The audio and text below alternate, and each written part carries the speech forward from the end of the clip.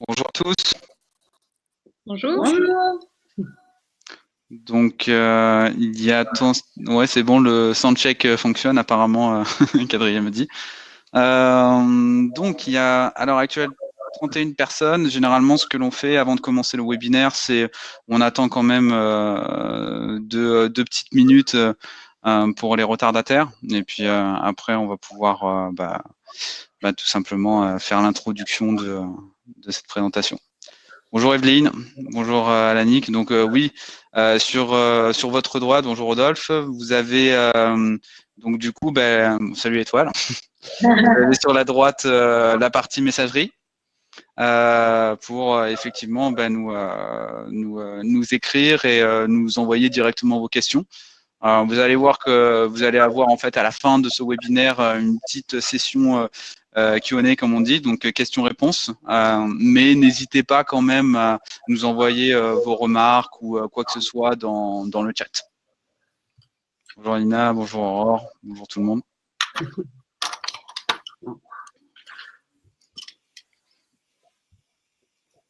Et Olivier. Ça monte, on est 36. Oui, ouais. On avait 75 inscrits. Après, généralement, ce que l'on sait, c'est que on a à peu près 55 à 60% de personnes qui viennent vraiment au webinaire. Je n'avais pas posé la question, mais est-ce qu'après, il sera disponible Oui, oui. Oh, là, on est enregistré. Hein. Oui, oui. On peut quand même poser des questions. Ouais. Et attention les questions. On va attendre une petite minute avant de commencer. Bonjour à Nathalie, que j'ai répondu par email. Oui.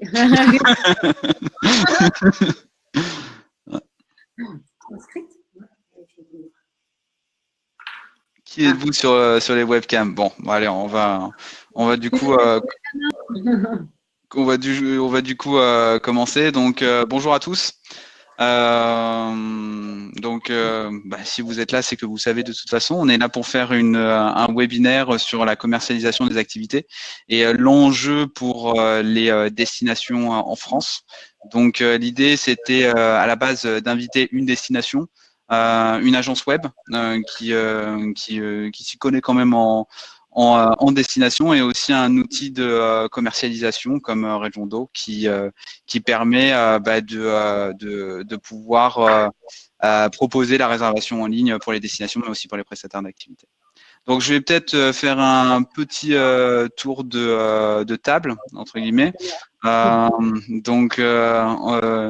Il y a à gauche, on va peut-être tous se présenter un à un. N'hésite pas, Frédéric. Frédéric chez Iris Interactive, directrice commerciale. Moi, je suis Alexandra Carletti, je suis en charge du projet Expérience Côte d'Azur et je travaille à Estérel Côte d'Azur. Et donc, Étoile Montagnier, je suis responsable du marketing digital au sein de l'agence Estérel Côte d'Azur et donc je pilote notamment le projet Expérience Côte d'Azur pour la partie web. Donc moi c'est Cédric de Regiondo, je suis directeur commercial international et je propose Regiondo destination et prestataire d'activité. Bonjour Perrine et bonjour tout le monde. Donc je vais un peu passer en revue le sommaire et ce que l'on va dire aujourd'hui. Donc l'introduction elle est déjà faite. Ensuite, on va proposer à Étoile et Alexandra de présenter un peu le projet Expérience Côte d'Azur, un peu les origines, pourquoi ils voulaient mettre en place une place de marché et un peu aussi quelques chiffres pour montrer les résultats. Ensuite, on passera par une intervention de Iris Interactive qui va présenter son intervention dans le projet. Pareil pour Regiondo, on va expliquer quel était notre rôle pour Expérience Côte d'Azur et pour les destinations en général. Ensuite, on fera un petit retour d'expérience, tout simplement pour pour voir un peu nos challenges, ce qu'on a fait de pas trop bien, ce qu'on a fait de super bien aussi, quelles sont les bonnes pratiques. Et ensuite, on parlera ensemble des enjeux des destinations pour finir par une session questions-réponses. Okay. Bonjour Xavier de Paris Speed. Ancien client. Enfin, très vieux client. Nous. Donc, je répète un peu le contexte. Donc, commercialisation des activités, les enjeux pour les destinations. On s'est déjà présenté, mais je vais un peu plus rentrer dans les détails. Donc, il y a Alexandra Carletti, qui est chef de projet loisirs pour STRL Côte d'Azur, qui est une agence touristique pour le territoire de l'STRL et du Var. Étoile Montagnier est chef de projet web. Donc, elle s'occupe de la partie digitale, un peu de tout. Donc, les digital marketing, contenu, PR, événements des fois. Et elle aussi propose des ateliers sur le digital dans le sud de la France. Nous avons aussi Frédéric Azema, directrice commerciale d'Iris Interactive. Iris Interactive est une agence web assez connu quand même, avec beaucoup de clients comme Destination et autres. Et puis, donc il y a moi, donc Regiondo, qui est la solution de réservation en ligne en France pour les prestataires d'activités en direct à la base. C'est de là d'où on vient. Et ensuite, on s'est adapté aussi aux destinations pour entrer dans cette logique de territoire. Donc, je pense que c'est à vous, hein, Alexandra et Étoile, pour nous présenter un peu le projet. On va repartir à la base. Hein. Voilà, donc, Alexandra est la plus ancienne chez nous. Du coup, c'est toi qui va commenter. Voilà, donc je vais parler donc effectivement de l'origine du projet. Voilà. Donc, Expérience Côte d'Azur, en fait, c'est voilà, projet de vente et commercialisation d'activités de loisirs en ligne et au comptoir. L'agence STRL Côte d'Azur commercialise les activités depuis plus de 10 ans. Pendant près de 6 ans, nous étions en mode centrale de réservation avec réservation principalement au comptoir ou par téléphone. Et ça fait maintenant 4 ans qu'on commercialise les activités en ligne. Donc, en fait, le constat est arrivé naturellement. On avait d'année en année de plus en plus de demandes et une progression au niveau de la vente en ligne avec un outil qui devenait, qui atteignait ses limites, on va dire. Donc, il fallait trouver vraiment une solution adaptée pour pouvoir répondre à plusieurs problématiques. La gestion notamment des disponibilités par des prestataires, l'implication aussi pour pouvoir fédérer un petit peu tous ces acteurs du tourisme au niveau du même projet. On avait, nous, au niveau de notre centrale de réservation à l'époque, une saturation de la réservation en haute saison. Donc, en fait, il y avait un gros écart entre la basse, moyenne saison et la haute saison. Donc, on voulait également trouver une solution qui permettait notamment de répondre aux demandes des clients en ligne, en dehors de nos horaires d'ouverture aussi. On se retrouvait avec on avait des horaires d'ouverture en journée, les réservations d'activités se réservaient beaucoup le soir. Et du coup, nous, quand on arrivait le matin avec notre ancien système, on avait énormément de demandes, mais pour la plupart, comme on n'avait pas répondu rapidement, instantanément, on perdait les ventes. Donc, il fallait pouvoir trouver des solutions pour répondre aussi à ce besoin. Et également, on a fait un petit constat avec nos prestataires d'activités qu'on commercialise depuis des années, qui avaient besoin et qui avaient une réelle volonté de commercialiser leur activité en ligne. Mais les outils et les solutions techniques étaient bien souvent trop onéreuses pour un seul prestataire qui est des fois basé 4 mois l'été sur une plage et qui le reste de l'année fait autre chose. Voilà, toutes les activités un petit peu saisonnières comme ça. Ils étaient intéressés pour se vendre en ligne, mais il y avait un réel problème au niveau des coûts. Donc, c'était vraiment aussi un des objectifs des STRL Côte d'Azur de mutualiser vraiment ce projet. Pour ça, on a mis en place, Étoile va parler des objectifs du projet notamment. Voilà, en fait, c'est suite à ce constat global qui nous a amené naturellement à réfléchir en termes de vente en ligne et à basculer sur un site e-commerce qui soit vraiment optimisé pour le client. Et nous aussi, ça nous a permis vraiment d'accompagner les prestataires dans leur transformation digitale, puisqu'ils avaient vraiment cette demande de vente en ligne, mais après, eux, l'approche entre leurs compétences et le niveau technique qu'il faut pour après connaître le marché, pénétrer les bons marchés, toucher les bons clients. Là, du coup, nous, on a pu jouer un rôle vraiment important en leur apportant justement tout ce dispositif un peu clé en main, et après, sur lequel eux, ils n'avaient plus qu'à se connecter et pour remonter dessus. Donc ça, on verra un peu plus tard, voilà, juste après. Donc nous, l'agence, on a eu vraiment ce rôle-là d'aller mettre en place le projet, leur expliquer les concepts, ce qu'il va falloir, eux, ce qui va changer de leur côté, et les impliquer dans le projet. Voilà. Donc du coup, on a vraiment créé un réseau de revendeurs, puisqu'en fait, il n'y a pas que nous et les prestataires d'activités qui sont connectés à notre dispositif. Il y a vraiment tout un ensemble d'acteurs sur le territoire et même au-delà du territoire qui ont permis de donner cette visibilité aux prestataires d'activités en revendant eux-mêmes les activités. Donc, pareil, ils ne sont pas que digitaux d'ailleurs, ils sont même la vente sur place. Ouais. C'est ça. Donc, on a la vente au comptoir et la vente via le site d'expérience, donc qui représente le gros de la vente. Mais après, en démultipliant les points d'accueil où on peut faire de la vente d'activité, du coup, on a démultiplié la visibilité des prestataires et du coup, les ventes derrière. Donc, ça a vraiment permis d'augmenter leur visibilité. Aussi, les moments où ils sont le plus visibles, parce qu'en les mettant visibles en ligne, du coup, nous, on a pu voir que la majorité des ventes se faisaient en fin de journée, le soir, et c'était un moment où avant, sur lequel on n'était pas présent. Donc, ça a permis vraiment de booster les ventes sur la fin de journée. Et voilà. Et du coup, on leur a mis à disposition cette solution technique pour être présent en ligne. C'est plus performant. Voilà. Donc, du coup, nous, toute cette réflexion, voilà, ça aboutit à ce besoin d'avoir un site qui mette en scène en fait l'activité et qui permette d'avoir un tunnel d'achat qui soit optimisé pour vendre les activités. Et donc, du coup, on a commencé à faire un gros benchmark de toutes les solutions qui existaient. Donc, ça nous a pris à peu près 6 mois. Temps, donc, voilà, c'est ça. Oui. Voilà, une grosse phase de réflexion et d'étude de ce qui se faisait. Et aussi, nous, par rapport à nos prestataires d'activité, quels étaient leurs besoins, quelles étaient leurs attentes. Et après, va trouver le meilleur système qui puisse répondre à tous ces besoins. Et donc, il y avait ça d'un côté, ce côté benchmark des solutions. Et aussi, après, du coup, sensibiliser les acteurs qui allaient être impliqués dans ce projet, donc que ce soit les acteurs qui allaient revendre les activités ou les prestataires d'activités eux-mêmes.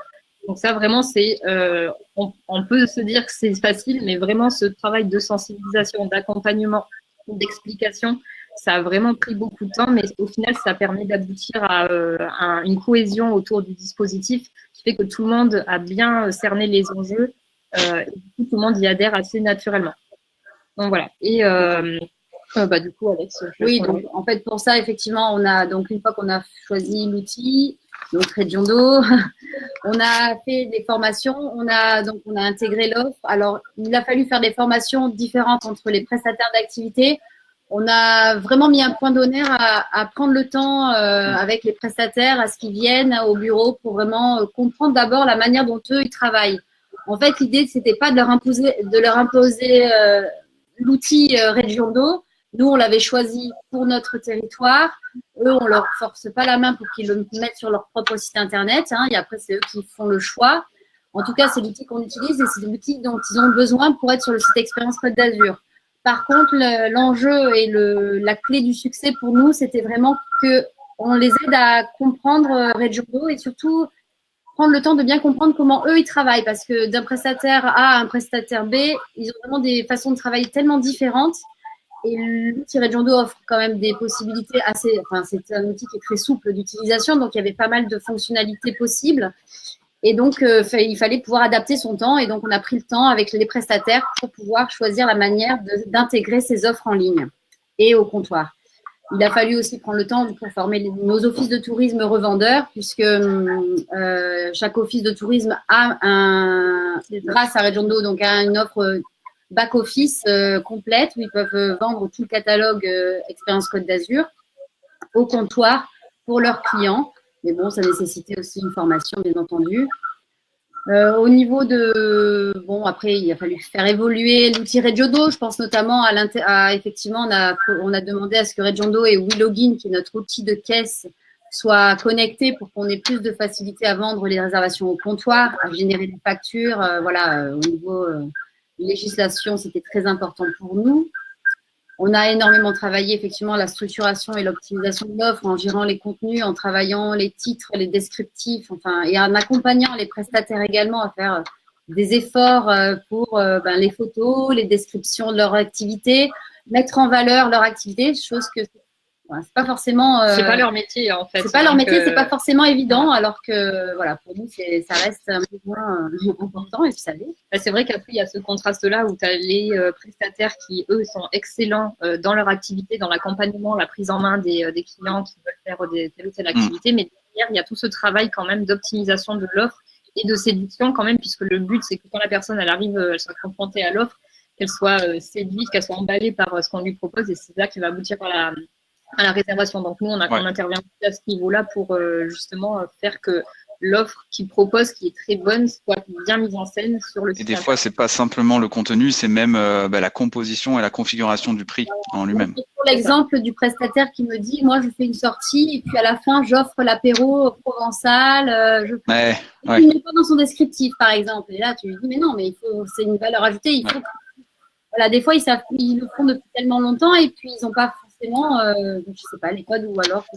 Ce que j'ai des fois, quand on veut vendre en ligne, c'est vrai qu'on a besoin de prestataires d'activité qui standardisent un peu l'activité en elle-même. Et des fois, malheureusement, ils sont un peu trop toujours dans la personnalisation et un peu je verrai au moment de la réservation. Et ça, quand on vend en ligne, ça devient de plus en plus difficile. C'est vrai, c'est soit ce qui doit être écrit doit être garanti aussi. Donc, des fois, ils disent, moi, je fais ça, mais des fois, j'ai pas le temps de le faire. Ah oui, mais si tu n'as pas le temps, ne le mets pas. Il vaut mieux pas le mettre. Voilà. Ouais. Il y a aussi un accompagnement là-dessus, avec notre recul, bien sûr, et notre expertise. Et donc, l'intégration de l'offre Regiondo, de l'offre des loisirs également, c'est fait sur le site, notamment de nos offices de tourisme partenaires. Donc, on leur a connecté via des widgets Regiondo la vente des activités, et on a également mis en place un réseau de revendeurs parmi nos hébergeurs, campings, résidences de vacances et hôtels qui peuvent proposer sur leur site internet l'offre Expérience Côte d'Azur. Donc ça, c'est un service complémentaire que les hébergeurs peuvent proposer à leurs clients et ça apporte un réel plus. Et donc en plus, ça participe à valoriser un peu la destination dans sa globalité, puisque quand ils arrivent dans un hébergement, typiquement un camping, ils vont avoir toute l'offre à disponibilité directement dans le camping. Donc vraiment, c'est limite un service de conciergerie qui permet d'améliorer l'offre du territoire. Et donc, on a eu toute cette phase intégration de l'offre et parallèlement développement du site e-commerce. Donc, une fois qu'on a eu fait la sélection de l'agence, du service de Regiondo pour la saisie du côté prestataire. Donc, nous, on est parti avec l'agence Iris Interactive, donc représentée par Frédéric ici. Et donc, du coup, dès le début, Fred, du coup, on a pu bien avancer ensemble. Donc, nous, c'est parti sur la définition d'un cahier des charges qui, après, avec le temps et avec le constat de comment fonctionne le client, a pu évoluer avec le temps, a bien évolué avec le temps d'ailleurs. Donc voilà, donc on a eu cette phase de rédaction, de présentation du site, de validation des maquettes, etc. Un gros travail de catégorisation des offres, puisque en fait, il faut que le parcours client soit vraiment optimisé sur le site. Donc une fois qu'il arrive, c'était est-ce qu'il va avoir toute l'offre directement qui sera mise sous ses yeux? Est-ce qu'on ne fait pas plutôt du push en fonction de la saison sur telle ou telle activité? Et si on en choisit certaines, est-ce que dans ce cas-là, il faut qu'il y ait un système de roulement pour que tout le monde soit mis au même niveau au niveau de la visibilité? Comment est-ce qu'on trie les activités? Est-ce qu'on fait une entrée par sport adrénaline, à sensation? Est-ce qu'on reste plutôt dans la partie aventure? Voilà, donc il y a vraiment une grosse réflexion à faire sur comment est-ce qu'on fait le tri dans les activités. Au final, on a quand même une grosse offre qui est assez riche et ça se fait autant du littoral que arrière-pays. Donc on va avoir de la randonnée, de la plongée, on va avoir de l'équitation. Du grand compte comme du vrai petit compte. Hein. Ça va de Marinéland en passant par Fragonard et puis d'autres personnes qui proposent une activité en bateau. Voilà, donc on va avoir des visites guidées à 3 euros et on va avoir de la location de bateau à 6 000 euros. Donc on est vraiment sur un panel qui est quand même assez large, tant au niveau du prix que de la catégorisation. Donc, voilà. Donc toute cette phase de développement du site internet, donc ça c'est pareil sur quasiment la moitié d'une année. En même temps, donc nous on a travaillé, donc en même temps qu'on optimisait les offres, on réfléchissait SEO pour que on positionne dès la sortie du site les pages sur les moteurs de recherche. Donc il y a eu aussi tout un travail d'accompagnement par l'agence Iris qui nous a aussi conseillé, ils nous ont mis en avant les balises à optimiser dans les pages du site pour optimiser son référencement. Et donc après le fameux jour J, on a eu la mise en ligne donc en juin 2017.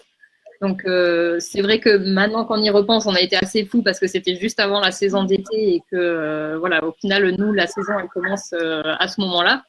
Donc il y avait quand même un gros enjeu au moment où le site il est sorti pour que tout soit optimal et que autant les prestataires que Reggiando, que Iris et même que nous, on maîtrise tous les aspects techniques et dans le back et dans le front. Donc voilà, c'était assez tendu, mais on y est arrivé, on s'en est quand même bien sorti. Donc voilà, on est quand même assez content. Donc juste, je répète juste une petite chose. Voilà, toutes vos questions, ne vous inquiétez pas, on les prend tout en note. Et ensuite, on y reprendra pendant la session questions-réponses. Hein. Voilà, tout à fait. Alex, quelques dates? Oui, donc en fait, donc déploiement du site le 21 juin 2017, exactement. On a encore des on avait effectivement à l'époque à peu près 90 prestataires. Alors, il faut savoir que notre zone de commercialisation est principalement, c'est l'Est-Var. On commercialise également une partie des Alpes-Maritimes, notamment sur la vente en ligne. Donc, on avait à l'époque à peu près 350 activités différentes.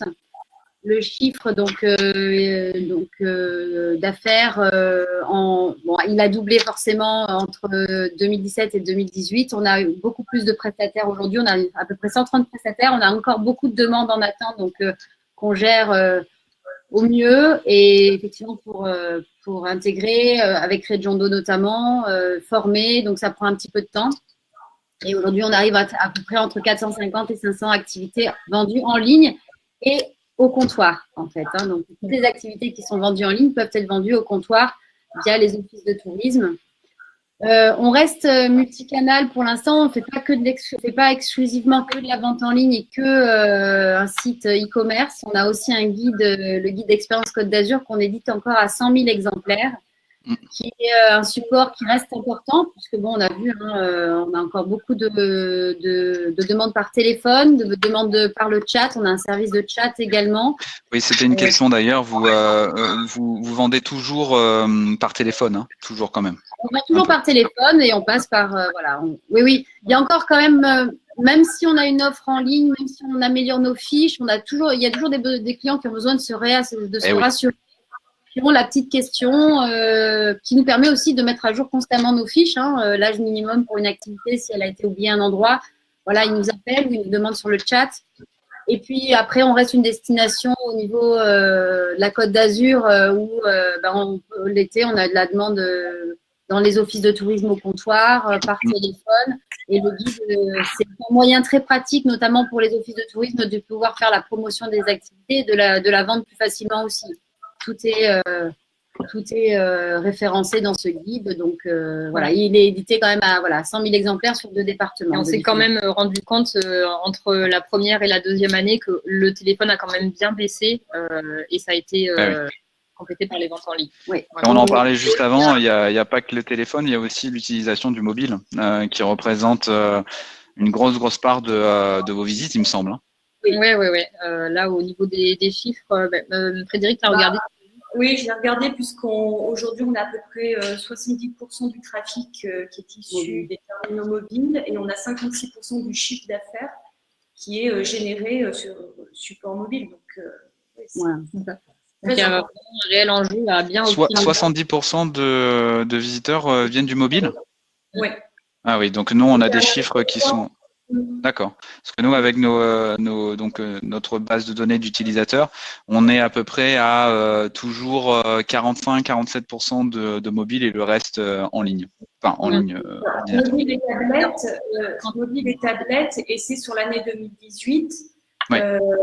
On verra plus tard, mais c'est typiquement l'utilisation en situation de consommation de la destination et clairement, on est sur l'Internet de séjour et ça marche très très bien pour nous. C'est vrai que j'en parlais avec d'autres offices du tourisme, hein, comme l'office du tourisme de Lyon ou bien de Bordeaux, qui me disaient, voilà, nous on a fait le choix de partir mobile first parce que on sait que le mobile au niveau du tourisme, il y a vraiment que ça vrai au niveau du canal de vente. Ok. C'était le gros enjeu, notamment avec ce dispositif, qu'il soit accessible effectivement sur mobile. Et notamment, juste je rebondis par rapport à ça, je pense, sur les ailes de saison, en fait, hors juillet-août. En ce moment, on fait 90%, 95% de vente en ligne. On fait quasiment que de la vente en ligne en ce moment. Voilà. Sur une période assez creuse pour nous au niveau du téléphone. Mais effectivement, on a quand même encore les réservations qui arrivent sur le site directement. Donc voilà, donc on va reprendre quelques… Et du coup, là, pour compléter cette slide-là, donc nous, en plus de la mise en ligne du site et de l'optimisation du référencement naturel, on a quand même mené 2 campagnes payantes jusqu'à maintenant. Donc, on en a fait les 2, on les a commencées en juin avant la saison d'été et on les a fait courir sur 2 à 3 mois. Et donc là, c'est du positionnement sur des mots-clés stratégiques par rapport à certaines activités pour remonter dans les moteurs de recherche. Donc ça a permis quand même de pas mal booster le trafic sur le site. Mais au final, on s'est rendu compte sur cette année, l'été 2018, que sur le mois d'août, ça roulait assez bien en fait. Donc on a même stoppé la campagne payante pour la remettre sur le… Ah, Étoile fait des sacrés voyages de chez ouais, ça fait 3600 € par prestataire, oui, donc Étoile s'éclate. Elle était partie à Las Vegas, on en parlait juste après. En tout cas, ça a bien boosté les visites sur le site et c'est vrai que nous, après maintenant, on a plus d'avantages à booster sur les ailes de saison parce que c'est ce moment-là qu'on essaye de travailler aussi, notamment, parce qu'au final, l'été, sur la c'est là où les prestataires attendent en fait. Ils ne nous attendent pas forcément sur le mois d'août. C'est facile de remplir. Il y a de la demande, il n'y a pas de souci. Et ils nous attendent vraiment pour qu'on nous aide sur ces périodes-là un peu plus creuses, justement. Oui. Potentiellement pour avoir de la clientèle quand même. Voilà. En tout cas, on sait que ça marche puisqu'on a et le trafic qui a augmenté, et le nombre de ventes, et le nombre de prestataires, et le chiffre d'affaires en témoignent. Et on a aussi eu des récompenses. Frédéric, je te laisserai parler des prix de la com un peu après. Mais voilà, on a eu deux récompenses depuis le lancement de ce dispositif et vraiment, nous, ça nous conforte dans le fait qu'on a fait les bons choix, qu'on a la bonne stratégie. Il y a forcément toujours des choses à optimiser, on ne s'arrête pas là. Mais en tout cas, aujourd'hui, on est content de notre outil et voilà. On est content de voir que après 2 ans de déploiement de ce dispositif, on arrive à une période un peu de stabilité au niveau des outils, au niveau de… Et là, maintenant, ce qu'on fait, c'est que on progresse, on améliore, mais on optimise. On optimise, comme tu dis. Mais bon, au niveau de tout ce qui est technique, on est en place, quoi. Super. Et donc, pour conclure rapidement, vous avez mis en quelques chiffres. Donc, actuellement, le dispositif Expérience Côte d'Azur, c'est plus de 130 prestataires. On a plus de 500 activités qui remontent. Donc, après, ça dépend de la saison, mais c'est surtout pour l'été. Il y a 10 points de vente en tout entre les offices de tourisme, l'agence et les partenaires privés. Un outil unique donc, qui est Regiondo. Un guide qui est édité en 110 000 exemplaires distribués sur toute la Côte d'Azur, une progression de la fréquentation du site qui est à plus 128% sur une année entre 2017 et 2018. 10 000 € de campagne qui ont été investis en campagne payante pour les moteurs de recherche. Et par rapport à la fréquentation du site, ça a explosé sur une année. On est à plus de 129% d'augmentation et voilà, le chiffre est sur la même progression constante. Donc voilà, ça fait plaisir. Et aujourd'hui, on a eu plus d'1 million de pages vues du site depuis son lancement. Bah, bravo. Bravo. Voilà, donc peut-être. Voilà, on va passer à l'intervention de Iris Interactive dans le projet Expérience Côte d'Azur, avec bien sûr, dans un premier temps, une petite présentation de l'agence en elle-même. Alors, très très rapide, hein, parce qu'on va rentrer nous aussi dans le vif du sujet. C'est juste pour situer qui nous sommes. Donc, Iris, nous sommes une agence conseil en communication digitale. Nous existons depuis 2002. Donc, on va bientôt fêter notre 17e anniversaire. Nous sommes implantés en Auvergne-Rhône-Alpes et sachez que nous allons ouvrir une antenne commerciale sur Nantes, cette année entre juin et septembre. Nous sommes 35 collaborateurs organisés en équipe projet. Aujourd'hui, on a 3 équipes dédiées au e-tourisme, puisqu'aujourd'hui, c'est une activité qui représente près de 50%, parce qu'au départ, on est agence généraliste, on ne fait pas que du e-tourisme. Et aujourd'hui, nous avons à notre actif un peu plus de 100 projets e-tourisme en termes de destination, de prestataires touristiques, etc. Voilà pour une présentation rapide de l'agence. Et si, un point important, nous sommes éditeurs du plugin WordPress e-tourisme, très important dans le cadre du projet d'Estérel Côte d'Azur. Très, très important et je vais l'expliquer juste après. Alors, les enjeux stratégiques et techniques du projet de notre côté, puisque nous avons mis en œuvre, nous sommes l'architecte technique du dispositif web. Ça a été évidemment de développer un site performant pour générer du business, puisqu'on est vraiment sur un site e-commerce qui doit vraiment respecter les fondamentaux de la vente en ligne, mais à partir d'un socle technique WordPress, et ce dans un budget plutôt contraint, parce que quand on est parti sur le projet, on n'avait pas forcément, puisqu'on était dans une phase où le prestataire technique, en l'occurrence Région 2, était choisi, mais on spécifiait, on avait le cahier des charges un peu en parallèle, donc nous aussi, on a investi un peu je dirais, en termes de budget aussi dans ce challenge. Donc, on avait une stratégie commerce à respecter, un budget assez contraint, mais… Ce qui est souvent le cas dans les destinations, bon, on est quand même dans l'univers public, donc il faut aussi savoir proposer des propositions en fonction de ce budget-là.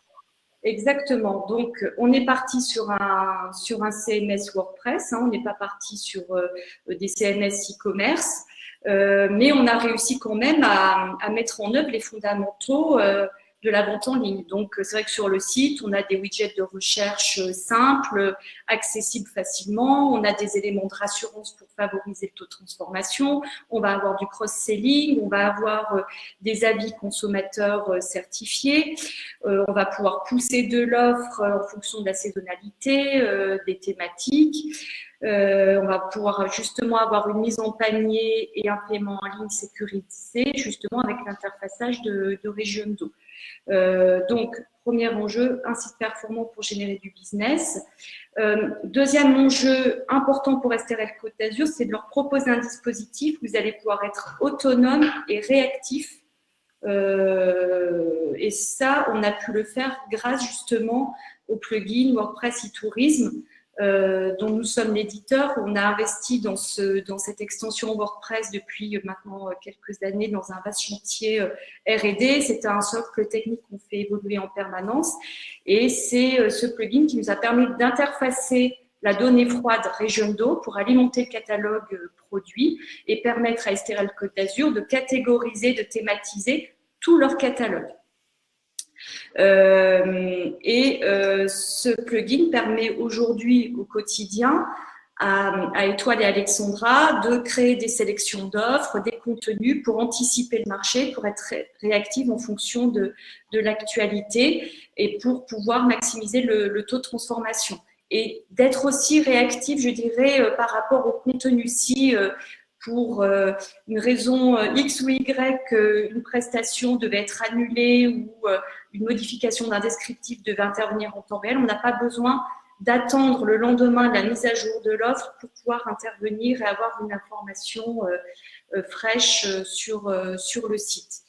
Voilà ce deuxième point. Et alors je vais vite, hein, et la mobilité, on en a parlé tout à l'heure. C'est vrai que l'interface mobile first dans ce cas de figure est évidemment un enjeu. C'est le principal enjeu en termes d'ergonomie, puisque, et on l'a vérifié encore cette semaine, les statistiques sont là, hein, 70% du trafic généré sur mobile, sur les supports mobiles, que ce soit tablette ou smartphone, et 56% du chiffre d'affaires. Pour nous, c'est énorme, et c'est vrai que ces informations-là, pour une agence web, sont hyper importantes, parce que quand on va devoir accompagner dans les évolutions futures, parce que le site a bientôt 2 ans, hein, mais il va continuer à évoluer, parce qu'à la fois Regiondo fait évoluer son dispositif, ses fonctionnalités, et ce sont des choses dont il faut absolument tenir compte et sur lesquelles on doit aussi certainement encore progresser, nous, de notre côté. Parce que c'est à la fois de l'ergonomie, c'est à la fois des temps de chargement qui doivent être optimum, c'est de la technique, mais c'est aussi de la gestion de contenu adapté. Donc, voilà, c'est un travail permanent qui doit être fait en gardant cet objectif de mobilité en tête. Voilà, très rapidement, ce sur quoi nous sommes intervenus d'un point de vue technique. Toi, les filles. Oui. Olivier, on a vos coordonnées, donc ne vous inquiétez pas, on va revenir vers vous. Mais je crois que vous vous connaissez, non? Non? Et Eclipse, ça me dit quelque chose? Non? Ok, d'accord. Okay. Bon, on va revenir vers vous alors, rapidement. Pardon, excusez-moi. Juste pour résumer, je dirais le dispositif technique qu'on a mis en place et le site e-commerce qu'on a mis en place pour STRL Côte d'Azur, c'est un socle WordPress avec un plugin qui permet d'interfacer le catalogue produit, de connecter l'API de recherche de dispo de Regiondo et d'avoir une réservation en ligne sécurisée grâce au widget Regiondo, avec un enjeu fort autour de la mobilité. Et c'est vrai que le résultat qui ont été présentés par Alexandra et Toile nous rassure et nous engage encore plus dans les évolutions qui sont encore à venir. Voilà. Très bien. Oups, pardon. Non, c'est moi. Du coup, je reprends la main. Donc, on va parler maintenant de l'intervention de Regiondo dans le projet Expérience Côte d'Azur. Donc, avant ça, ce que je voulais faire, c'est vous présenter un peu plus Regiondo. Qui sont ces geeks derrière leur ordinateur qui essayent de faire un logiciel de réservation pour les prestataires d'activité. Alors, c'est tout d'abord une équipe de 47 collaborateurs. Je voulais tout simplement présenter quand même la partie managériale. Donc, elle est assez internationale. Elle est composée de 2 Allemands, un Ukrainien et 2 Français. Donc, vous avez Oliver Nutzel, qui est le PDG de Regiondo, qui est allemand, un ancien consultant en stratégie, qui en a eu marre à un moment donné et qui a voulu en 2010 monter sa propre start-up.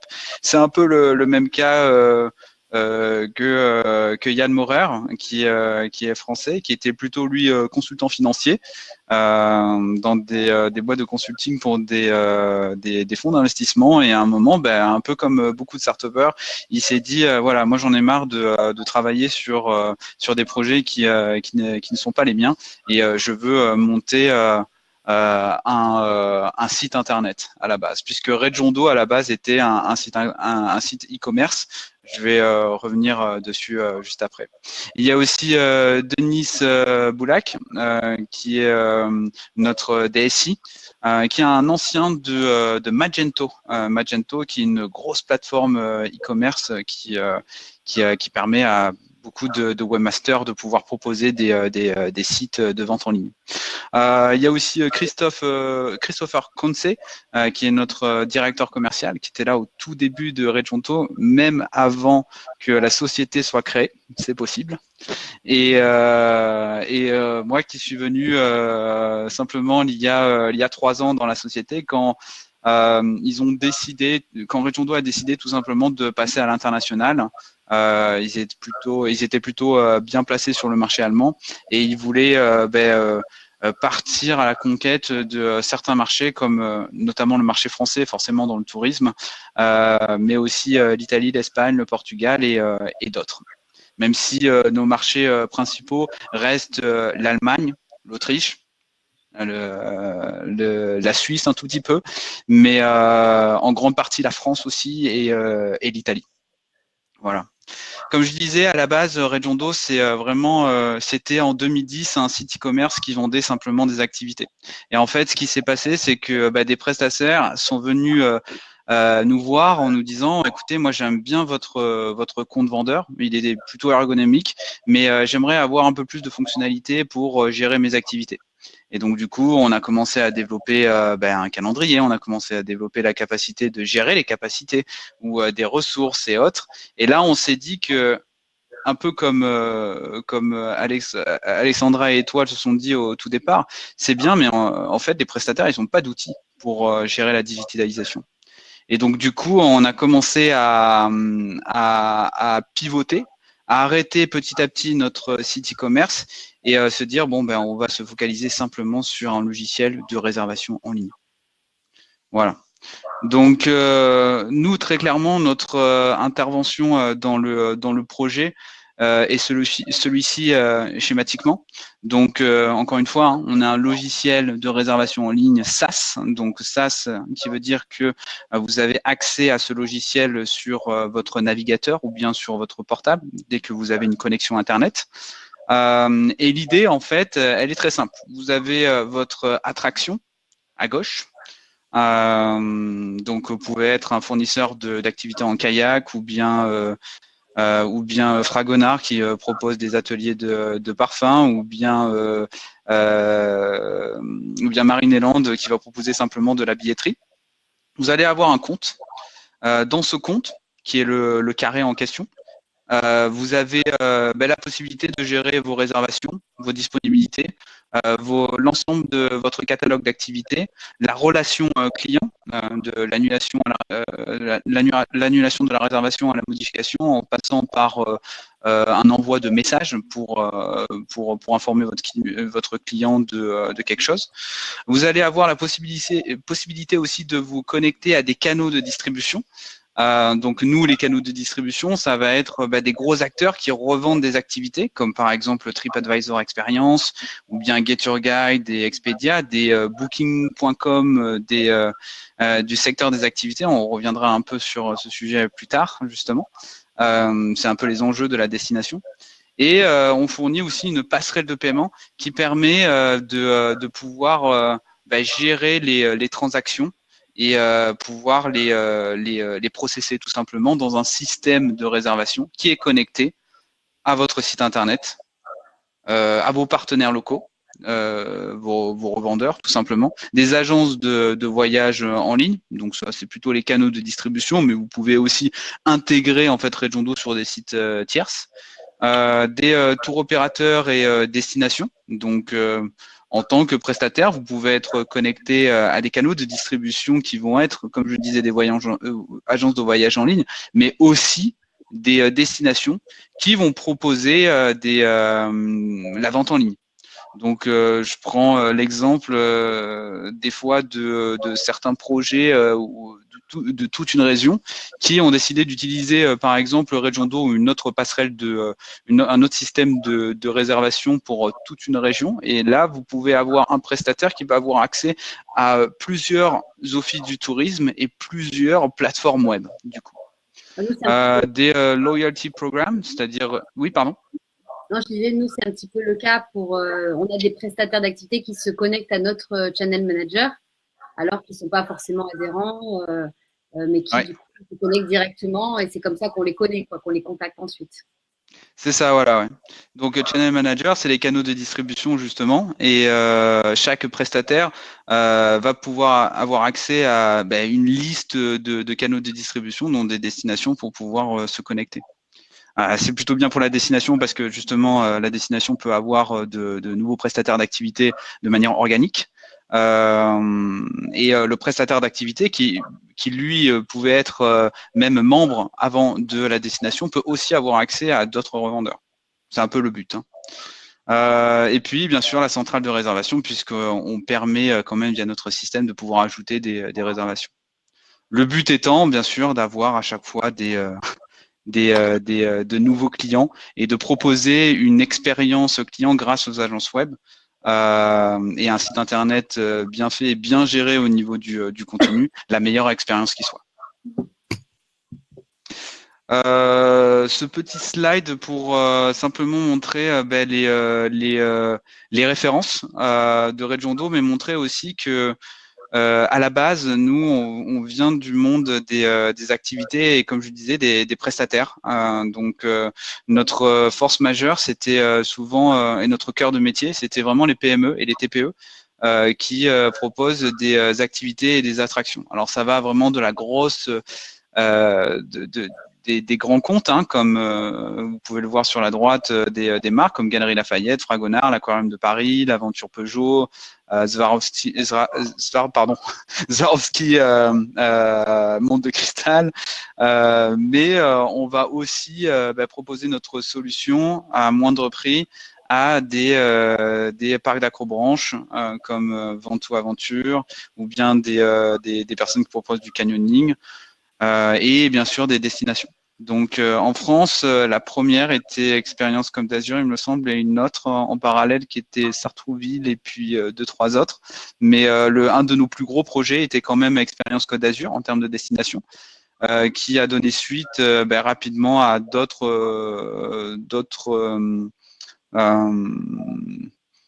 intégrations comme la ville de Bruges, le Tyrol, Besançon et maintenant aussi Bordeaux et d'autres. Voilà. Voilà pour Edjondo, puisque c'est vrai que au final, Alexandra et Étoile ont bien expliqué le projet. L'idée de Redjondo va être d'être la vraie place de marché qui va centraliser tout le contenu des activités, ok, pour pouvoir le redistribuer ensuite sur le site internet de la destination et proposer grâce à des connecteurs avec des logiciels de caisse comme par exemple WeLogin, la possibilité aussi de vendre au comptoir avec un vrai logiciel de caisse. Tout simplement.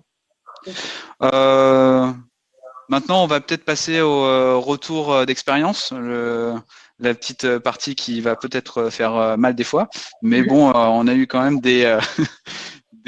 forcément des gros challenges, puisque monter une place de marché, hein, c'est monter un peu un Airbnb sur pattes, donc avec moins de 2 millions en compte en banque. Donc du coup, il a fallu effectivement travailler d'arrache-pied pour réussir à faire ce projet convenablement. On va commencer par le slide d'Estérel Côte d'Azur. Alors, on a un slide chacun sur les retours d'expérience et ce qu'on a fait de bien, ce qu'on n'a pas fait de bien. Donc effectivement, retour d'expérience. Alors on a eu quand même quelques difficultés du fait effectivement d'être la première destination à déployer un tel projet. Forcément, il y a eu des difficultés. Alors au niveau des prestataires, en fait ça a été plus une surprise. On s'attendait pas à faire autant de support et d'aide d'accompagnement aux prestataires d'activité. Donc, ça a été vraiment limite une création. C'est un poste qui est devenu un poste à temps plein pour aider et accompagner les prestataires sur la digitalisation de leur offre, sur l'intégration de leur offre dans Redjondo. Voilà. L'autre difficulté, ça a été au niveau Redjondo propose une API, un iframe également. Pour l'instant, les fonctionnalités de l'iframe, c'est assez limité. Il manque pour certains besoins. Hein, voilà. Surtout par rapport à l'intégration, ça manque pour nous, ça nous manque un petit peu. Ça manque un petit peu de souplesse pour l'intégration auprès des revendeurs. Les revendeurs site internet tierces.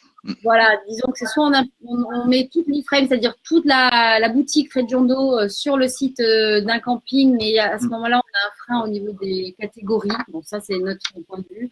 Chose qu'on veut faire évoluer également. Soit on choisit d'intégrer une sélection, un produit ou tel produit. Voilà, on ne peut pas aller trop loin dans l'intégration. Même si les fonctionnalités existent, il y a quelques petits freins. Et puis au niveau de l'API, ben, comme tu l'expliquais, Étoile, voilà, il y a tout est dans l'API, mais des fois c'est pas très bien présenté. Il y a des choses qui font que ça arrive d'une manière. Mais en fait, c'est surtout que je pense que, enfin, on a tous une idée en tête de ce à quoi on voudrait que le site ou certaines fonctionnalités ressemblent, et après il y a ce qu'on aimerait et ce qui est possible.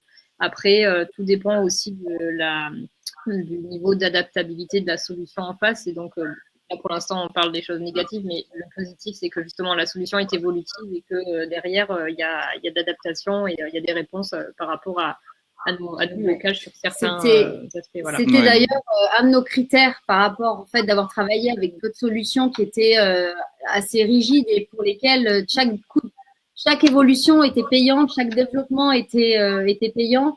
C'est vrai que Regiondo permet, voilà, ils font des développements. Si c'est demandé par nous, par exemple, si c'est quelque chose qui est unique à STRL Côte d'Azur, bah forcément, il y a des coûts de développement. Mais par contre, on bénéficie de toutes les fonctionnalités qui évoluent, pour lesquelles on n'a pas forcément demandé quoi que ce soit, mais on est très content de voir que… Alors juste, je reprends pour juste cette partie-là très précise. Donc, c'est bien ce qui est limité au niveau de l'API l'IFRAM, c'est sur les intégrations de sites internet tierces, hein, pas sur les intégrations sur le site internet de la destination ni sur le prestataire d'activité. Mais effectivement, on sait très bien que, bon, on y reviendra après, mais… Solution, maintenant, c'est trouver le temps de tout corriger et mettre en place. Voilà. Bien sûr. Oui, alors en fait, peut-être qu'on peut parler, on a parlé de l'accompagnement des pros, mais dire ce qui a été fait en conséquence. Oui, pour les prestataires d'activité, du coup, on s'est dit, on a mis en place ce qu'on a appelé les cafés expériences. Donc, chaque semaine, je me rends disponible. Alors, on a décidé que c'était le jeudi matin. Ça fait bien le jeudi matin. Tous les jeudis matins, sur inscription, les prestataires peuvent s'inscrire à un atelier de formation de l'outil Regiondo, mais pas que, aussi on est vraiment là pour les aider pour qu'ils soient que leurs fiches produits soient les mieux écrites avec de belles photos, des vidéos sur le site expérience, mais aussi les aider à, pour ceux qui le souhaitent, mettre en place la vente en ligne sur leur propre site internet. Et ça, c'est ce qu'on a commencé à faire, notamment avec un de mes collègues, Vincent, donc de pouvoir intégrer Regiondo. Puisqu'on est sur place, Regiondo sont basés à Munich, ils le font déjà pour beaucoup de leurs clients, mais c'est vrai que des fois, les prestataires ont quand même besoin qu'on les aide et qu'on soit là pour leur dire où mettre le bouton, où mettre le calendrier sur quelle page. Voilà, besoin d'aide simplement. Et on a une bonne idée de Julien, là, c'est vrai qu'on pourrait basculer du café aux apéros expériences. Apéros expérience. Je vote pour. Ouais. C'est sûr. Non, mais en tout cas, ce qui est bien, c'est que souvent, cet accompagnement, ça permet, c'est toujours en nombre réduit, hein, c'est 1 à 2, voilà, 2-3 prestataires max. Et ça permet vraiment d'avoir un accompagnement qui est personnalisé et du coup, de se focaliser sur son type d'activité à lui et de voir, lui, à son niveau et en fonction de son activité, comment est-ce qu'il pourrait être mis en avant. Et du coup, à chaque fois, on lui répète un peu l'ensemble du projet, tout ce qui est à sa disposition. Et c'est vrai que, en fait, au final, le matraquage, il est toujours présent, mais c'est ce qui permet aux prestataires d'intégrer les fonctionnalités et tout ce qui est à sa disposition. Et dans ce cas-là, des fois, ils se rendent compte, ah mais oui, c'est vrai que j'ai cette possibilité. Avant, je mentionnais en request, mais c'est vrai que si je passais en direct, en automatique, finalement, ça serait pas plus mal. Ça, et puis aussi, ce qu'il y a, c'est que la solution peut être, puisqu'elle est un peu adaptée on essaye de s'adapter au plus possible à un marché qui est complètement fragmenté. Donc, on a développé énormément de petites fonctionnalités qui peuvent s'adapter à certains certaines activités, mais pas à d'autres du tout. Et le fait en fait d'avoir ce partage d'expérience et ces cafés, bah, ça permet aux gens d'apprendre la solution vraiment de manière pratique et avec un aspect un peu ludique. Ça, c'est vraiment de toutes les destinations qu'on a eues, vous avez été peut-être les plus actifs sur ça. Ouais, bah, disons que c'est vrai que quand on leur fait une formation de base à Reggiando, la plupart du temps, on oublie beaucoup de choses. Ouais. Donc là, en fait, on va aller direct dans le vif du sujet. Voilà. On va dire, bah, toi, tu as besoin d'avoir un délai pour ton activité. Tu veux avoir le SMS avant de valider, d'accord. Tu veux aussi… Voilà, on essaye de vraiment calibrer par rapport à ce que propose Reggiando. Et bien souvent, voilà, comme il y a toutes les fonctionnalités possibles, enfin, c'est très souple au niveau de la gestion, ça colle. Donc, et c'est aussi important parce qu'ils ont besoin de se rassurer. Enfin, on a besoin de prouver aussi parce qu'on partait de zéro quelque part. On leur demande de l'implication, on leur demande de mettre à jour un calendrier.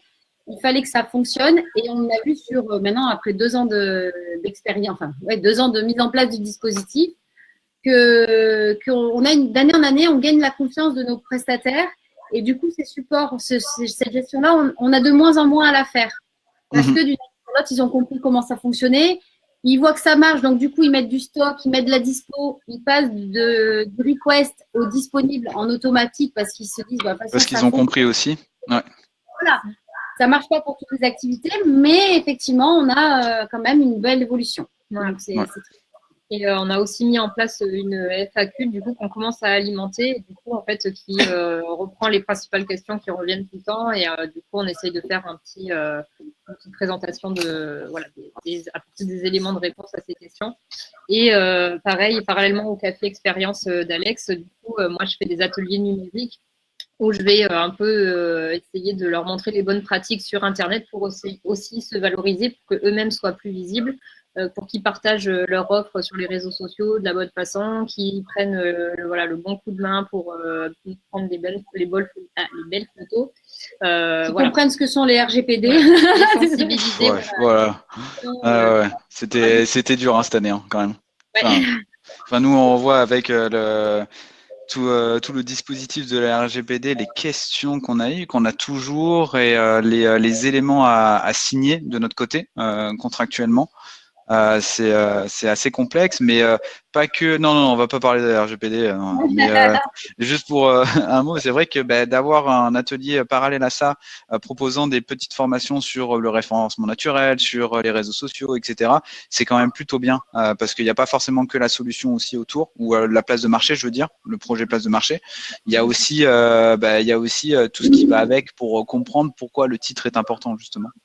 Voilà. Ne serait-ce par exemple que pour les réseaux sociaux, on a mis en place du coup la boutique Facebook qui présente les activités et du coup qui renvoie vers le site expérience. Et du coup, on a des prestataires qui maintenant partagent les produits de notre boutique sur leur page pour montrer à leurs clients, ah bah tiens, regarde, je suis présent en ligne, tu peux réserver ton activité, etc.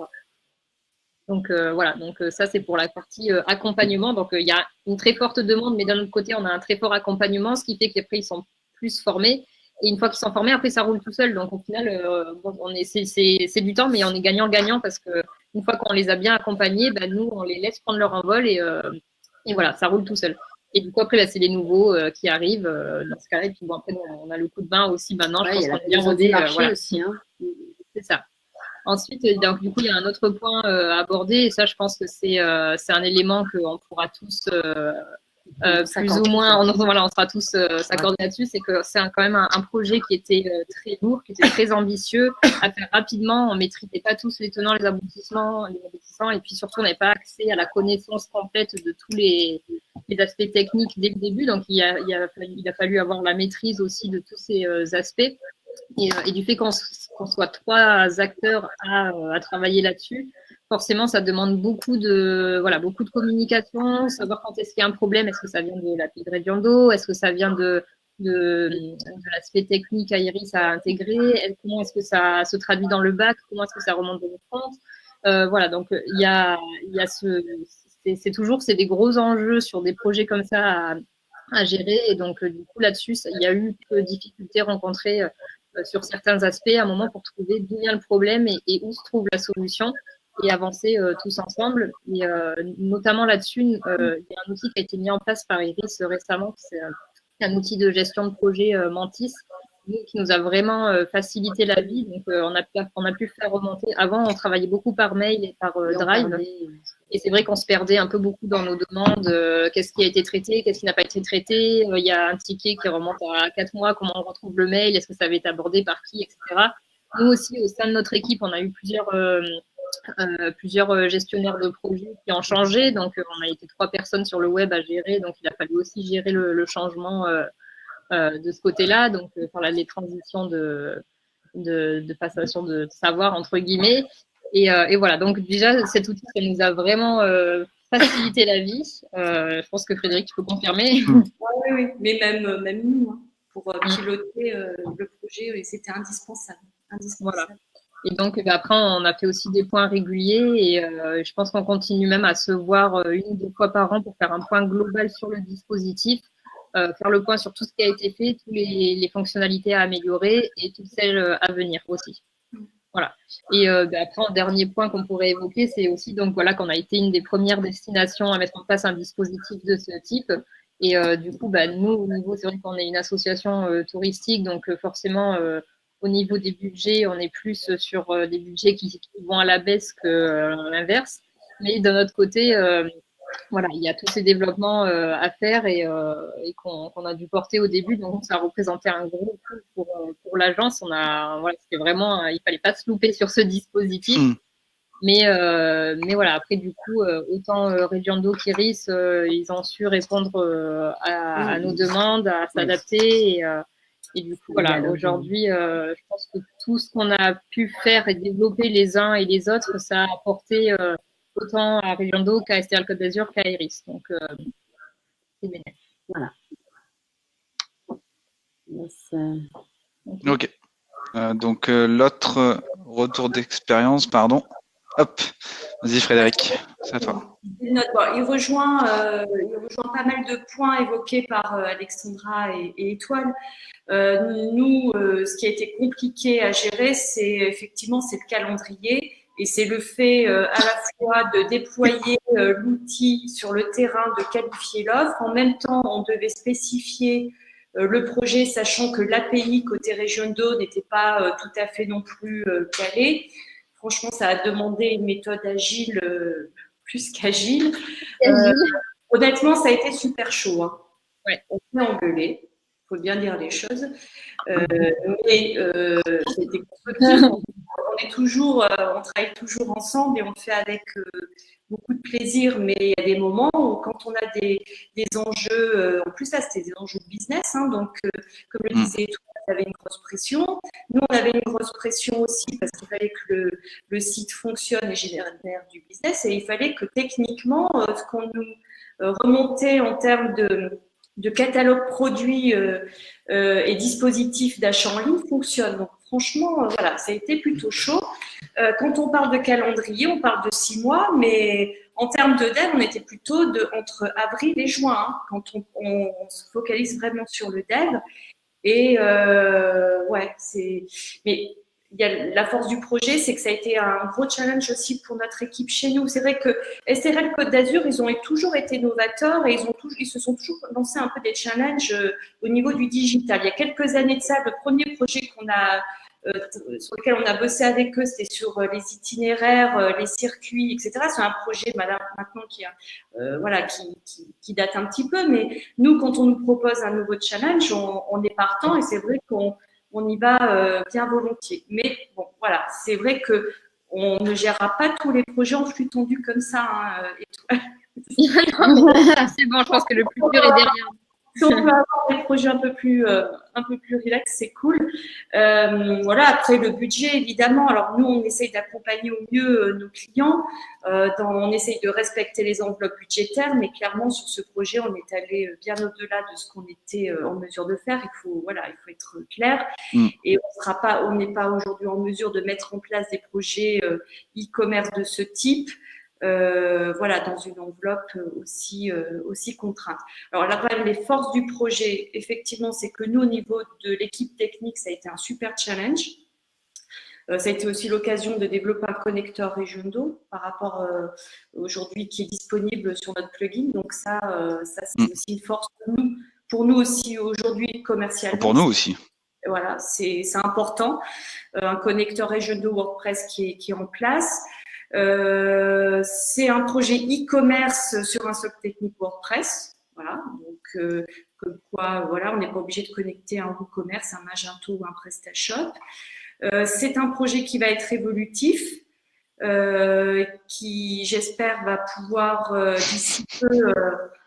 Je lis en même temps, vous lisez les commentaires de Julien. Non, mais c'est juste que c'est vrai qu'elle est quand même marrante, ça. Ouais. Tu peux aller à la plage, il fait beau, il fait 20 degrés. Julien qui est à l'office de tourisme de hier. Donc, voilà. 20 degrés. Ouais. Ah, bah oui, Julien, ouais, ok, d'accord. Je vois. Julien qui est à l'office de tourisme. Dans pas longtemps.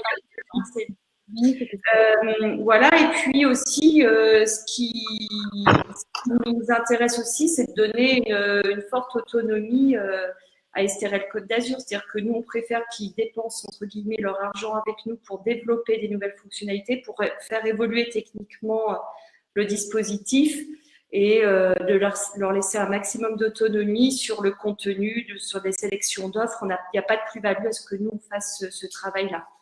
Voilà, on préfère faire de la R&D pour faire évoluer le dispositif avec eux et Regiondo. Voilà, et puis les forces du projet, c'est qu'on a été très très fiers fin 2018 d'obtenir un trophée, une première place lors des trophées de la communication pour un projet e-commerce. Donc voilà, pour une destination, c'est carrément cool. Ah ouais, on le voit, c'est entre les deux. C'était super. Enfin, nous, on est très fiers de ça parce qu'on se dit qu'on y a investi beaucoup d'énergie, beaucoup d'amour aussi, ça c'est indéniable et que voilà, c'est pour nous et c'est surtout pour notre équipe aussi parce qu'ils sortent de l'agence et c'est une super récompense pour eux. Voilà. Je pense à François et David, donc on était plutôt contents de cette récompense et on vous remercie les deux aussi d'avoir de nous avoir permis d'obtenir ça. C'est important pour une agence, je tiens à le préciser. Bah, oui, bien sûr. Voilà. Alors rapidement sur les merci Frédéric et Alexandra et Étoile pour ce partage d'expérience. Les retours que j'aurai, c'est effectivement les difficultés rencontrées, enfin plutôt les éléments que je mettrai en avant, c'est le besoin de rencontrer les prestataires d'activité pour l'adoption du projet. Ça, c'est vrai qu'on le voit sur la destination Expérience Côte d'Azur, mais aussi sur d'autres destinations. On s'adresse à une audience très variée avec des problématiques qui sont complètement différentes. Et donc, du coup, pour ça, il y a eu ces ateliers organisés par STRL Côte d'Azur, mais aussi des ateliers où Regiondo est venu dans le sud pour parler aux prestataires d'activité et parler aussi directement aux offices du tourisme pour présenter et faire utiliser la solution. Les grosses difficultés qu'on a eues, c'était d'allier les besoins d'une destination et des prestataires. On parlait de l'API tout à l'heure. C'est vrai qu'on avait une API, on a dû rentrer beaucoup d'endpoints parce qu'il y avait des choses qu'on n'avait pas forcément vues, pas forcément fait au préalable. Donc tout ça dans un temps très très réduit pour pouvoir être live le plus rapidement possible. Et ça, c'était un de nos plus gros challenges, qui petit à petit devient assez. On va dire que notre API, elle devient très adaptable. Du coup, merci Expérience Côte d'Azur, merci aussi d'autres prestataires d'activité qui nous ont aussi rajouté d'autres. Mais maintenant, on commence à voir quelque chose qui est assez agile. Après, sur certains aspects, on sait qu'il faudra toujours travailler et essayer de progresser sur certaines intégrations ou d'autres. Difficulté, support auprès des prestataires et de la destination. Et oui, parce que forcément, on a 150 prestataires d'activité qui ont le numéro de téléphone de Regiondo pour une destination. Donc, on les a au téléphone. On a dû discuter avec eux et puis essayer de résoudre leurs problèmes et proposer aussi la meilleure configuration qui soit. Pour certains, on les a même rencontrés, puisque bon, il y a eu les ateliers, mais il y a aussi des rencontres individuelles avec des prestataires d'activités vraiment de toutes sortes. Comme je disais, ça va vraiment de Fragonard à la personne qui propose du paddle aussi à Cannes, par exemple. Les mesures prises en conséquence, c'est l'organisation effectivement de ces ateliers avec Regiondo et organisé par STRL Côte d'Azur. C'est des points réguliers qu'on a eu aussi avec STRL Côte d'Azur et aussi Iris Interactive au tout début, où on s'est engueulé aussi, mais on s'est dit que ouais, ça y est, on a réussi. Donc c'était un point important. Et puis aussi, ça nous a permis de travailler sur un projet qui nous tenait à cœur depuis un petit moment, qui est la documentation d'un espace d'aide avec plus de 70 articles qui permet aux prestataires d'activité d'aller sur support.regiondo.com et de pouvoir aller sur l'article de comment créer une offre, par exemple, ou comment modifier une réservation, etc., qui est effectivement relayé par la suite par les destinations, ce qui est plutôt bien, qui créent eux-mêmes leur propre FAQ. Voilà. Oui, Aude, ouais, on reviendra sur ce point-là, sur les prestataires qui jonglent entre deux solutions. Très rapidement, les enjeux pour les destinations. J'ai listé quelques points. Enfin, on a listé tous quelques points et donc on va les passer en revue. Puis ensuite, on passera très rapidement à la session questions-réponses. Donc, j'ai noté l'ensemble des questions des personnes qui nous écoutent. Donc, on peut peut-être, je dis l'ensemble des enjeux un à un, et puis on essaie de les commenter. Donc, faciliter son accès et en faire la promotion. Donc, peut-être c'est plutôt un enjeu pour la destination. Est-ce que, Alexandra, tu veux rebondir sur ce point-là?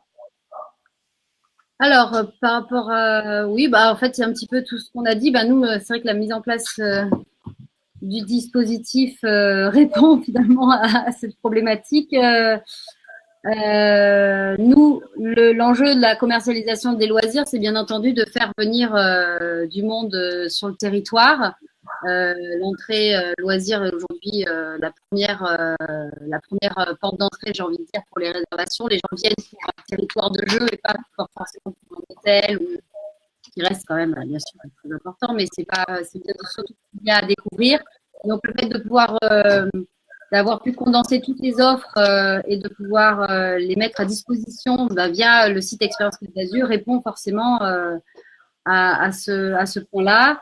La promotion, ça c'est vrai qu'on, par rapport à tout ce qu'on a mis en place au niveau, on diffuse la brochure papier, donc déjà très largement, puisqu'on a des partenaires privés, notamment qui nous aident à la diffusion de la brochure en saison. Et la promotion, on l'a fait notamment énormément via le site Expérience et puis sur Étoile, donc via les campagnes. Les campagnes payantes, les réseaux sociaux, des bannières pubs qu'on pourrait insérer sur d'autres sites, des échanges de liens, de la promotion à faire avec des influenceurs, des choses comme ça. Donc, je sais pas, tu nous entends? Oui. Ah oui, on te voit plus alors. Oui, parce qu'il y a marqué no vidéo available. Je crois que vous devez recliquer sur la webcam pour le. Il n'y a plus que nous. on est tout seuls. Voilà. Après, il y a forcément l'enjeu de toujours s'adapter aux usages des clients et du coup de savoir être flexible et pouvoir répondre aux nouveaux usages, que ce soit au niveau de la mobilité ou du tunnel d'achat ou des avis clients, du chat, etc. Donc ça a été des éléments qu'on a intégrés au fur et à mesure et qu'on a fait évoluer, qui continuent d'évoluer. Oui, pareil. Là, on a répondu aussi à une grosse problématique qui était au niveau de la réservation, donc la réservation tardive. Souvent, les activités de loisirs se réservent au dernier moment, la veille pour le lendemain, souvent le soir quand nous sommes fermés pour le lendemain. Donc, c'est vrai qu'il a fallu trouver cet outil et comme Reggiando répondait à cette problématique, ça a été…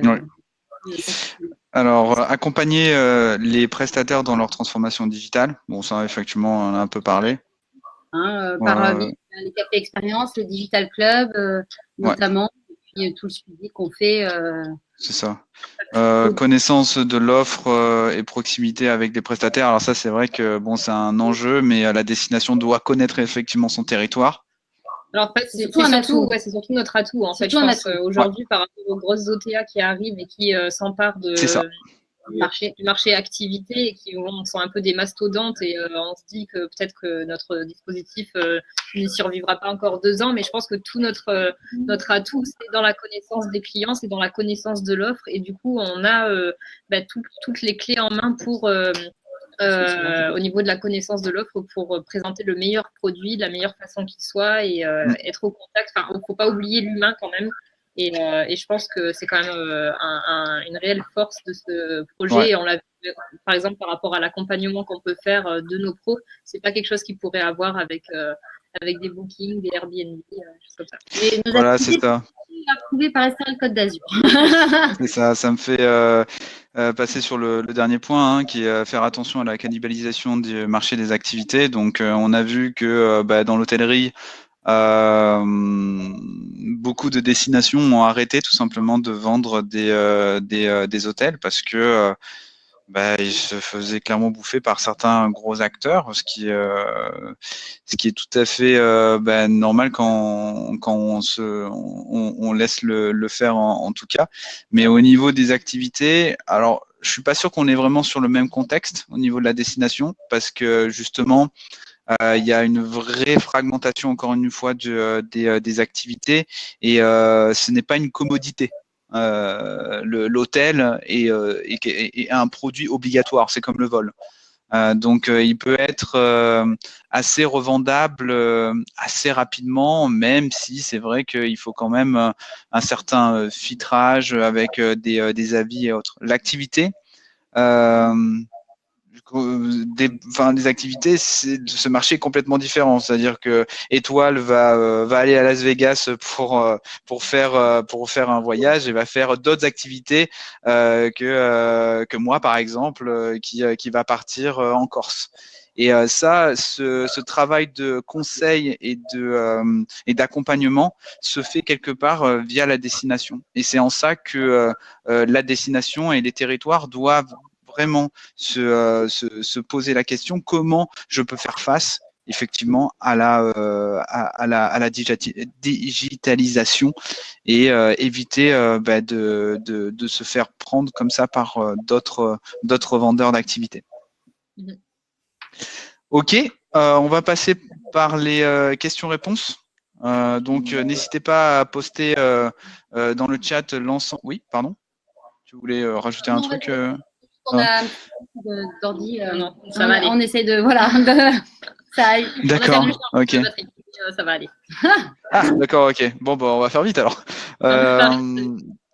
Donc n'hésitez pas à écrire l'ensemble de vos questions dans le chat, mais j'ai récupéré quand même pas mal de vos demandes, de vos interrogations. Donc il y avait une question qui disait bonjour, effectuez-vous toujours des ventes au téléphone? Ça, on a déjà répondu. Oui. C'est toujours le cas, ça se fait toujours, c'est pas mort.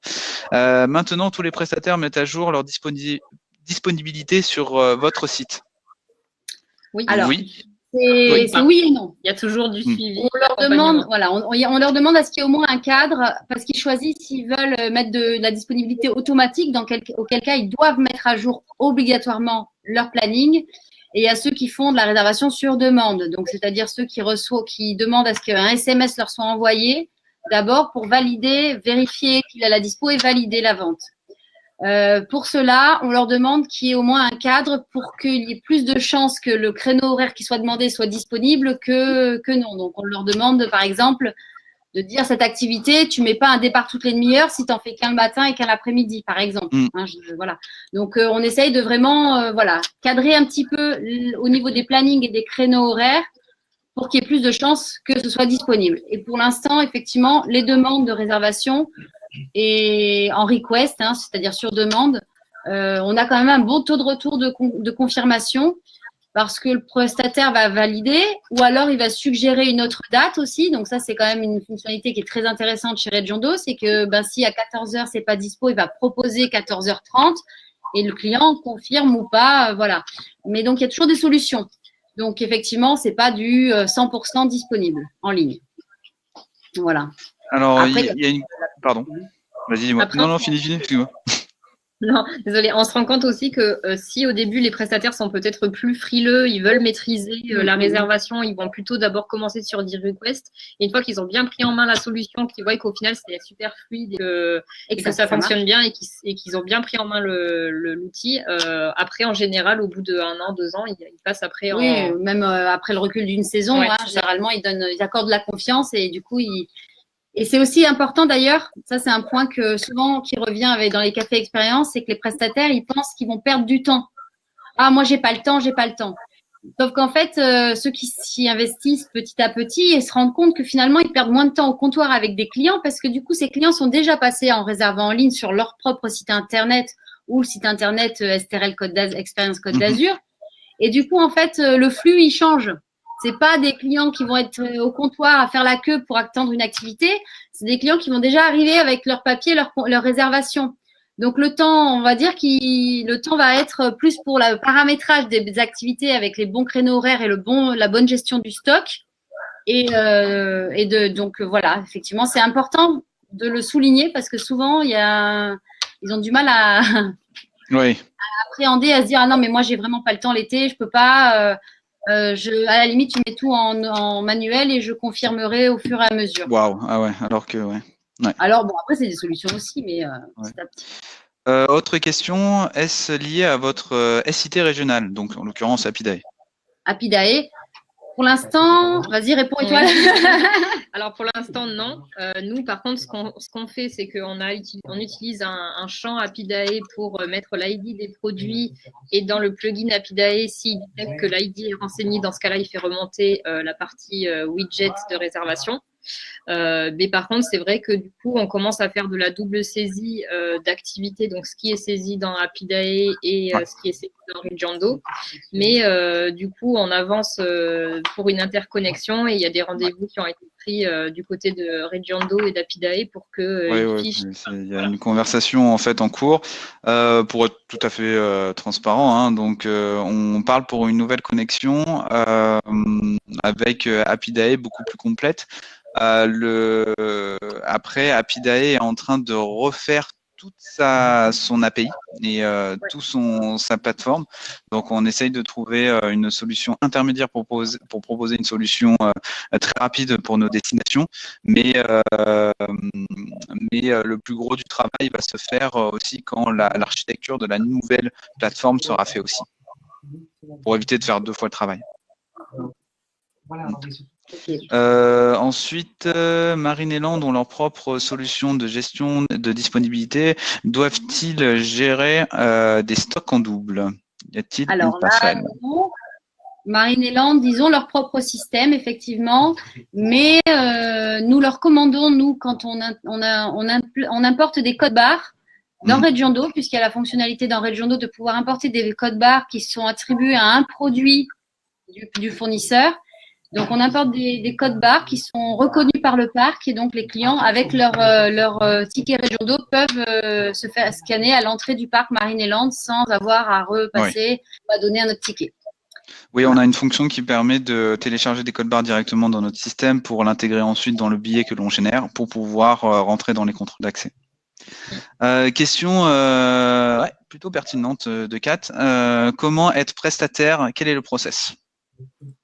Alors, chez nous, pour être prestataire d'activité, il faut être adhérent à notre association, donc souscrire l'adhésion, une cotisation annuelle.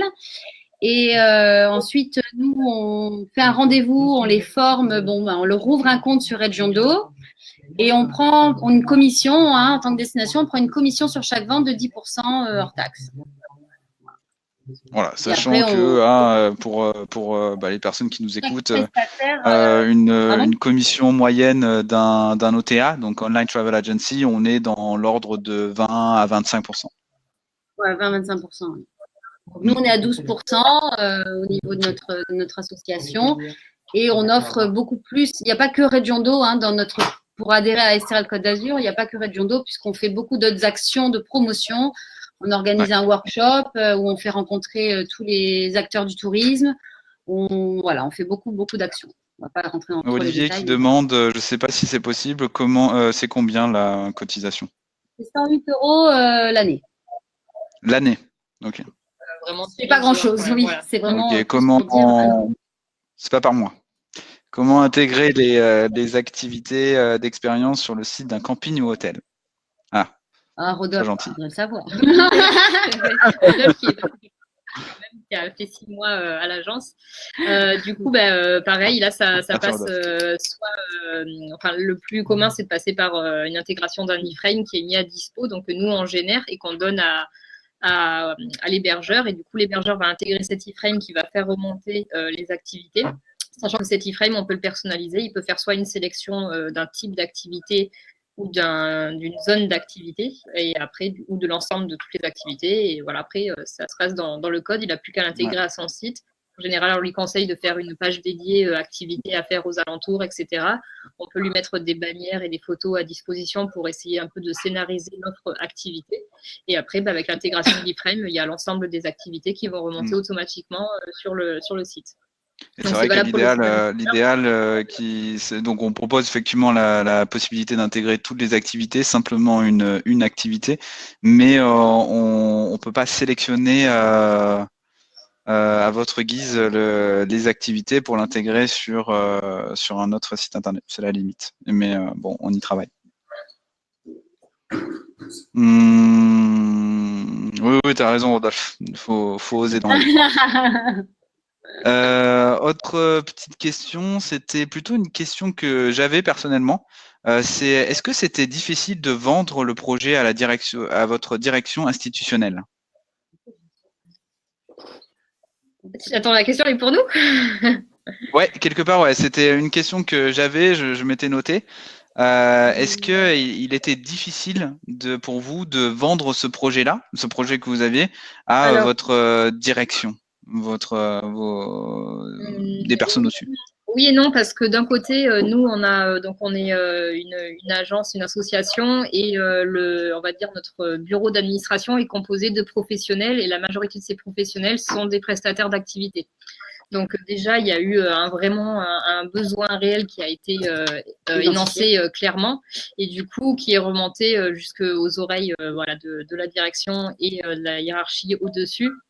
Le plus compliqué, ça va être surtout de justifier les coûts qui sont investis dans le développement d'un tel dispositif, et après de leur expliquer tout l'enjeu e-commerce, parce que c'est vrai qu'on a tendance le secteur institutionnel, il n'a pas forcément tous les codes du digital, de l'expérience client, etc. C'est vrai que c'est un domaine sur lequel, malheureusement, on est bien souvent en retard dans le tourisme notamment. Ouais. Et du coup, là-dedans, on est un peu arrivé comme un pionnier, et c'est vrai qu'on s'est senti un peu seul parfois, mais en tout cas, on a rapidement pu montrer que ça avait des effets positifs, qu'il y avait des répercussions, et en fait, là-dessus, dès qu'on a des chiffres concrets à donner, forcément, ça aide, quoi. Et puis les trophées qu'on a remportés également ont donné du crédit à tout le projet. Voilà. Et qui a rayonné en dehors de notre territoire et qui a aussi mis en lumière la destination, donc c'est pas négligeable.